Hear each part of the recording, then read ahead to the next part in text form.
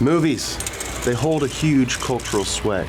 They show us what's cool, all right? And then we go, wow. And then we go buy those cool things. It happened with Rebel Without a Cause and Hot Rods in 1955. It happened with the Fast and the Furious and import tuner cars in 2001. And sometimes it also happens with motorcycles.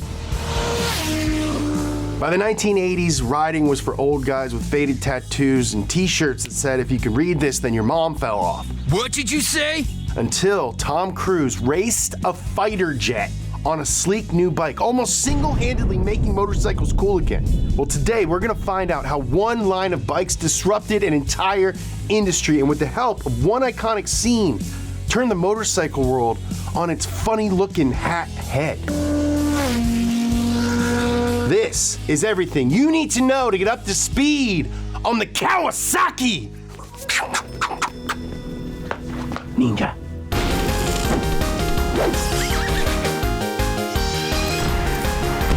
A big thanks to CarParts.com for sponsoring today's video. CarParts.com provides a quick and smart way to find what you need when you need it. Hey, you hear that noise, cousin? Clumsy Carl, we talked about this, buddy. You gotta be quiet when I'm filming, all right? I think my suspension might be broken. Well, it's a good thing that we use CarParts.com. It's the go-to online solution for everything car parts. That's why they're called CarParts.com. Now, who said you had to sacrifice quality for reasonable prices? They provide a quick and smart way to find what you want, whenever you want, no matter what you drive. All right. Actually, this feels pretty nice. Okay, just don't jump too hard, buddy. Those springs could bounce you to the moon. Okay, I hear you loud and clear, Captain Worrywart. So, whether you need something as big as suspension or something as small as a door handle, CarParts.com will get your vehicle looking good and running like new without breaking the bank. So, head on over to CarParts.com today.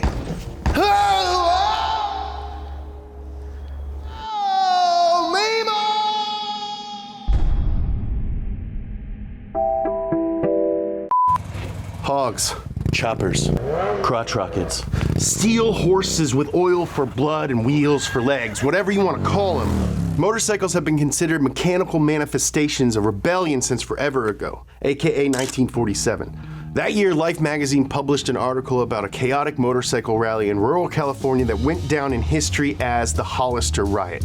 The violent scene the magazine portrayed was largely debunked. We made a podcast about it, but not before Hollywood cemented the motorcycle outlaw image in the national imagination at the movies. Marlon Brando, Lee Marvin, and the marvelous Mary Murphy star in the 1953 classic The Wild One, a daring tale of marauding motorcyclists terrorizing small-town America. What are they trying to prove anyway? Looking for somebody to push them around so they can get sore and show how tough they are. Yeah. The Wild One took the Life magazine piece and pushed it even further over the top. You watch it today, and you'll find that it's pretty boring. I mean, old movies suck. They do, they all suck. But no matter, it created a new American archetype, the outlaw biker. And it made motorcycle sales pop, pop, pop, baby. Though outlaw bikers were largely a pop culture creation, the popularity of the narrative made it into a self-fulfilling prophecy. Badasses and wannabes alike found their way onto two wheels in droves. And ironically, many antisocial types found their way into outlaw motorcycle clubs, like the infamous Hells Angels. We did a podcast series on the Hells Angels that was way too long. Honestly, it's like 6 episodes, and we started with the invention of the bicycle. The media painted these clubs as violent barbarian hordes, but were they really? Gonzo journalist Hunter S. Thompson found out firsthand when he embedded with the Hells Angels for more than a year, detailing his findings in his 1967 book, Hells Angels, A Strange and Terrible Saga. The verdict? Not everything you read in the papers is true, but it's based on something. The success of Hunter's book boosted the outlaw biker image into the zeitgeist of the 1960s, no doubt inspiring possibly the biggest motorcycle movie of all time. Peter Fonda, Dennis Hopper, and the murderer that is Phil Spector in 1969's Easy Rider, the saga of two young men on the road with nothing but their friendship and their bikes to move them. Are we paying you, or are you someone's dad? Much like my cousin Kyle's stash on a cross-country road trip, Easy Rider is deep up its own ass, but Peter Fonda's turn as a freewheeling romantic astride a chopper named Captain America spiked motorcycle sales for a decade to come. The iconic Harley-Davidson hog remained America's motorcycle of choice right up until the 80s, when the coolness factor began to dip. All those rebels without a car who made Harleys cool had gotten older, and now they were starting to ruin the world. Their kids were starting to look for their own wheels, and they didn't want to ride a motorcycle like their dads. Motorcycle sales were dropping fast, and the motorcycle world desperately needed a new flavor injection. Ninja. Honda had tried in 1969 with their objectively fantastic CB750, widely considered the world's first sport bike, but the West just wasn't ready for that yet. The bike was too far ahead of its time, like Nolan. I swear in 10 years, you guys are gonna get it. But this isn't a Honda story, all right? This is a Kawasaki story. So we're gonna cut right to the 80s. And by cut right to the 80s, I mean we gotta start in the 50s. Linear storytelling is so overrated. You're like the Quentin Tarantino of cars. Yeah, except I don't like feet, I like hands. In 1955, Kawasaki Heavy Industries, which is a sick name, built their first engine for the growing motorcycle market in Japan. And in 1960, they made their first bike, the 125 Ace, which used their two-stroke KB5 engine. And guys, I wouldn't say it if I didn't mean it. This bad boy had some zing coming out of its ears. So right out the gate, Kawasaki had a reputation for speed, a need for speed, an up to speed, follow the money. Kawasaki's own early entry into sport bikes was the 1972's Z1. And like Olmec, it's the stuff of legend. Motivated by a 900cc double overhead cam inline 4, the Z1 was an absolute monster in a straight line. It set a 24-hour endurance record at Daytona, knocking out 2,631 miles with an average speed of 109 miles an hour. Can you imagine going 109 on a motorcycle for 24 hours? You'd poop. You couldn't help it. You know that guy pooped. Oh yeah, dude. That guy totally pooped. I'm saying, it's like you're on it, it's vibrating. Yeah, it just like would straight up shake the poop so loose, you couldn't help but poop. Do you think he made like special pants or just dealt with it? Well, I have special pants for when I go horseback riding that holds my poop, so I'm assuming that he had some kind of special like poop reservoir in his pants. Makes sense. Z1 sales were strong internationally, and Kawasaki's overpowered, under-refined three-cylinder triple road bikes were gaining cult status in America's underground cafe racer scene. But these bikes could not unseat Harley-Davidson's hogs from their vaunted position in the American imagination. The time, it just wasn't right. It looked like nothing could knock King Hog from his greasy bacon throne. But little did they know, Kawasaki had been secretly developing a hog slayer for 6 long years. Ninja. This sets up an obnoxious joke about Kawasaki waiting in the shadows for the perfect moment to strike just like a ninja. Ninja. That's too easy, and I have too much respect for myself to make that joke.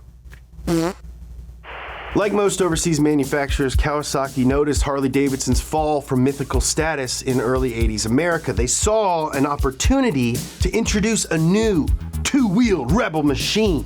They just needed the right messaging to reach our star-spangled brains, and a machine that could deliver the goods. Now, that machine was the 1984 GPZ 900R, the very first Kawasaki Ninja machine. Ninja. Okay, now I totally know everything about motorcycles, but there's someone at Donut who knows a lot more about motorcycles than me, so I'm gonna let him explain the relevance of this awesome bike. The GP-Z900R herald a great leap forward in motorcycle technology thanks to some truly groundbreaking elements in its suspension and drivetrain. The GP-Z was the first bike to top 150 miles per thanks to its 908cc dual overhead cam, 16-valve, water-cooled, stress-membered inline-4 engine. That's a lot, so let's go through it piece by piece. The 908 cubic centimeter, in other words, big inline 4-cylinder engine was better balanced than a big V-twin. That balance combined with a high-flow dual overhead cam 16-valve head meant the GP-Z could rev much higher than a V-twin, which is good because that's where all the power was. That was good. And there was a good bit more power than your average V-twin. But higher revs makes more heat. So to combat that, Kawasaki put a radiator on the GP-Z, making it the first liquid-cooled 16-valve 4-cylinder engine in a production motorcycle. As any gamer with a super high-strung PC setup will tell you, nothing's cooler than water. You're cooler than water, dude. Friggin' you're cooler than water, man. You're ice. That's right. Ice. Man, I am dangerous. The GP-Z900R was also the first production bike to use the engine as a stressed member, which means it was a rigid part of the actual chassis. That's huge for reducing weight. And speaking of weight, the Ninja was also the first large-scale production bike to use a crankshaft counterbalancer, which dramatically reduced vibration, meaning it's smooth. Did I mention using the engine as a structural part of the chassis lowered the bike's center of gravity? Well, I should have, cause it did. And that's a big deal. GP-Z wasn't just the fastest motorcycle in the world, it was also extremely nimble, stable, and comfortable to ride. Its front suspension used variable dampers, which meant better rider comfort and the ability to brake later into turns. You know that feeling when you get a new phone and there's some amazing feature you didn't even know existed, but now you can't live without it? That kind of stuff was all over this freaking bike. Some of these are things that we take for granted today, but at the time, the GP-Z absolutely blew people's freaking minds. Now I know what you're saying. James, I can't keep track of all these letters and numbers. I'm a dumbass, I can't feed myself. Well, you'll be happy to learn Kawasaki's US Director of Marketing, Mike Vaughn, felt the same way.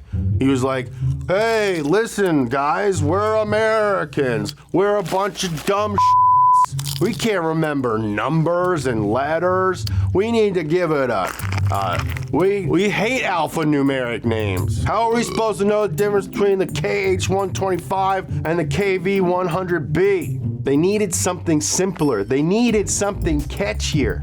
Mike had a sailboat called the Ninja, which obviously played on the whole fast and Japanese thing. And the GP-Z was, after all, fast and Japanese. So why not name the motorcycle after my boat? Ironically, when Mike pitched this to Kawasaki's top brass, they rejected it because in Japan, ninjas are considered outlaws, and they didn't want to be associated with that. Mike explained, look, these Americans aren't gonna know anything about that, all right?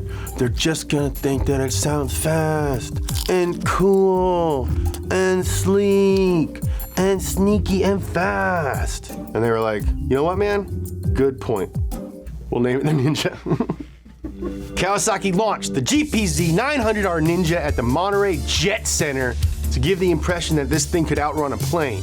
Remember that. 3 months after it was released, the Ninja took first and second place at the Isle of Man TT, the very famous and very dangerous motorcycle race that we talked about before in our Type R episode. Go check that out.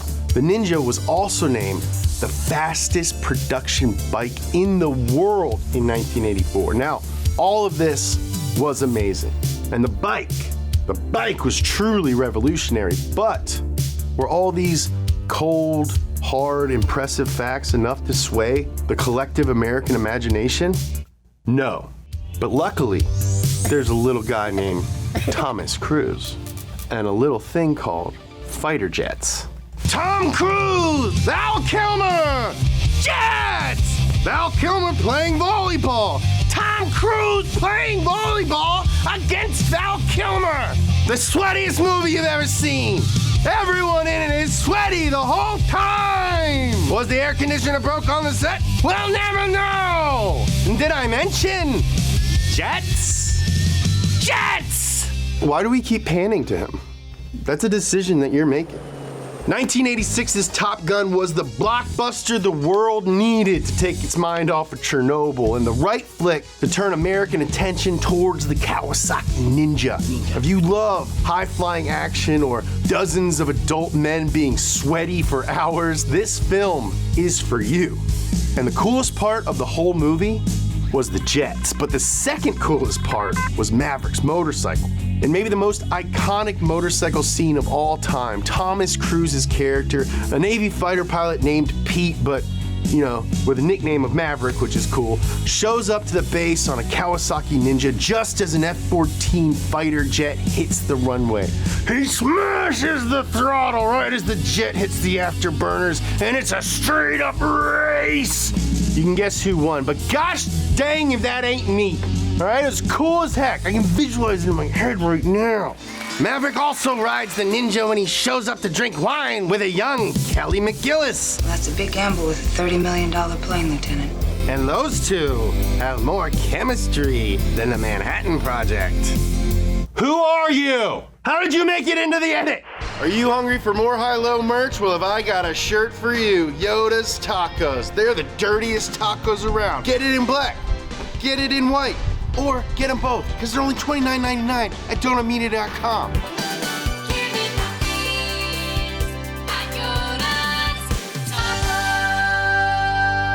If you don't get the joke already, go back to school. But Toyota Tacoma, Yoda's Tacos, they're the trucks we drive on high-low. I really like this design. More to come, donutmedia.com. The economy in the 80s was doing well, so people could afford to buy lots of fancy clothes, cocaine, and motorcycles as a toy. And in the biggest movie of 1986, they found the one to get. Sales went bonkers, and sport bikes finally captured the hearts of a new generation of riders, much like the big V-twin hogs had 30 years earlier. Our grandparents had Marlon Brando and Peter Fonda. Our parents had Thomas Cruise. We have Tyler, the Creator. Of course, Harley still had a massive fan base. I mean, you have to put something on the cover of AARP magazine. It comes out every month, I assume. But the appeal of sport bikes was easy to see and undeniably youthful. They were much more focused on high performance with their lightweight and forward riding position. They were also much easier to handle than those heavy, cumbersome cruisers. Their more streamlined look fit the 80s aesthetic, and just like the Hog Boys in the 50s and 60s, there was an intoxicating element of danger about these two-wheeled freedom machines. And nothing is cooler than danger. And 155 miles per hour on a motorcycle is dangerous AF. The GPZ 900R was the first in a long line of legendary Kawasaki's to bear the Ninja name. In fact, almost all of their sport bikes wear the Ninja badge because, let's face it, it's a sick name for a motorcycle. It's great friggin' branding. I mean, I guarantee you every other motorcycle company's like, it does look like a Ninja. So does ours. We should have named ours the frickin' Ninja. Kawasaki's next fastest bike in the world, 1988's Ninja Zx10, topped out at 165 miles per hour thanks to more tech improvements like the aluminum perimeter frame on a motorcycle. Now that's pretty standard now, but it started with this bike. The Zx10 was also known as the Tomcat, which happens to be the nickname of the F-14 fighter jet Thomas Cruise flew in Top Gun. That's great branding. Then thanks to the Ninja, the 1990s became the age of the sport bike. This meant war amongst Japanese motorcycle manufacturers, and I'm gonna give it to you straight, guys. Things got gnarly.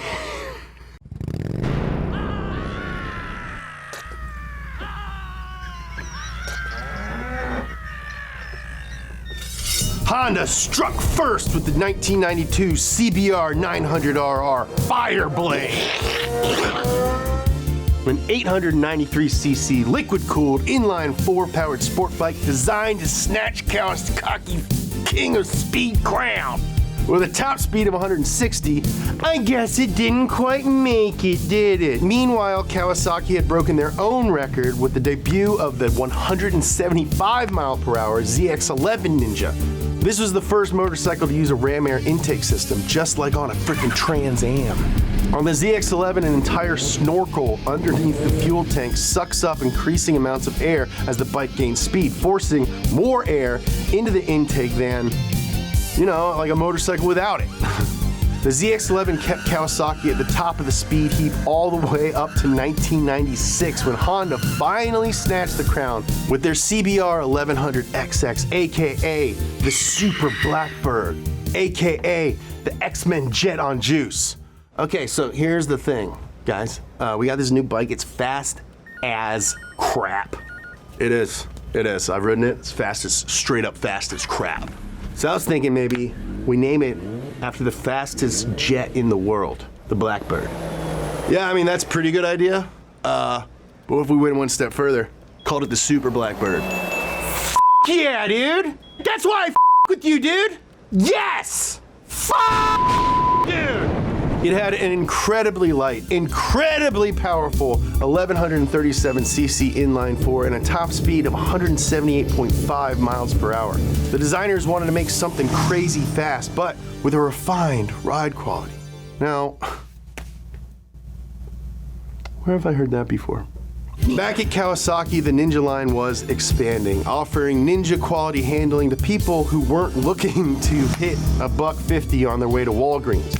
The Zx6R debuted in 1995 as the Ninja entry into the 600 class bikes. Since then, Kawasaki's Ninja line has expanded even further, offering bikes for riders of all skill and desired performance levels. You can get everything from a flagship face melter to a Ninja 250, a bike with normal person level of power. Now, because of its handling prowess, size, and simplicity, that little Ninja has become the beginner bike. If you know someone who rides a motorcycle, it's 50-50 that their first one was a Ninja. But the face melters are more fun to talk about. In 1999, Suzuki got in on all that hot, fastest bike in the world action with the GSX 1300R, a little thing you might know by its other name, Hayabusa. This batshit banshee-ass hyperbike obliterated the record, hitting a terrifying top speed of 194 miles per hour. This thing essentially stole the Ninja's lunch, gave it a swirly, matched with his mom on Tinder, made her fall in love with him, became the Ninja's stepdad, then broke his mom's heart, and the Ninja's life was ruined. Can you imagine if your stepdad had a 16-valve dual overhead cam, liquid-cooled 1.3-liter inline 4-cylinder heart and a sick tribal tattoo all over his beefy bod? What Kawasaki Ninja's stepdad, the Hayabusa, does? To be honest, there was nothing truly groundbreaking about the build. Suzuki just did it incredibly well. The Hayabusa had handling and comfort down too. It could be a touring bike or it could basically teleport you from place to place, like a down and out night crawler working for Uber. Since then, the fastest bike in the world title has bounced around between manufacturers, with Japanese companies trading off with the occasional Ducati or BMW. But today, the title is back where it belongs, with the grand champion Ninja, the H2R, aka the Super Stepdad. Kawasaki took the Ninja back to its roots of innovation, this time introducing a supercharger that blows 200 liters of air per second into the bike's 998cc inline 4. The H2R set an unofficial speed record of 240 miles per hour.